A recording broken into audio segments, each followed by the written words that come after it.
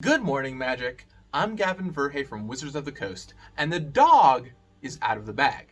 If you've been paying attention to Core Set 2021 previews, then you would know that dogs are in the set. Yes, that's right. After many years of being hounds, dog finally appears on Magic cards as a creature type. But what's the story there? When I first joined Wizards, all the way back in 2011, it wasn't long until I heard about the infamous hounds versus dogs debate.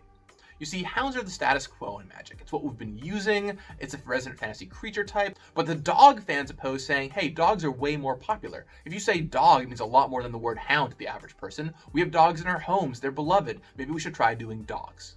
And after years of discussing back and forth again, and seeing how popular cats have done recently, we finally decided in Magic 2021 to put dogs into the set. We're going to go back and change many hounds to now become dogs, so you can finally have your dog commander deck to fight against your friend's cat commander deck. Important stuff.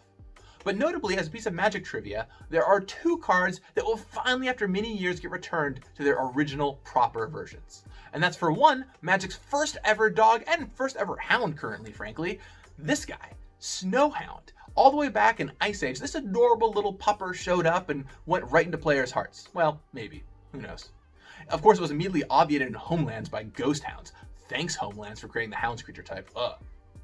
And then secondly, of course, is Zodiac Dog. One of the cutest dogs out there is finally getting back to being a dog once again. Now, there was a sneaky little preview of this with Ruff, Underdog Champ, in Mystery Booster. When I was making Mystery Booster and wanted to show off a few things from the future, I just couldn't help myself with this one. It was a fun little thing that had been discussed many times, and referencing dogs and hounds on a card was just perfect. Here are 5 of my old favorite hounds that are now dogs. This card was a big deal all the way back in Kamigawa block as a 1-mana 2/2, and now it can even be your white commander if you want it to be. Many days of my youth were spent casting wild mongrels and madnessing spells, and so this card will always have a soft spot in my heart.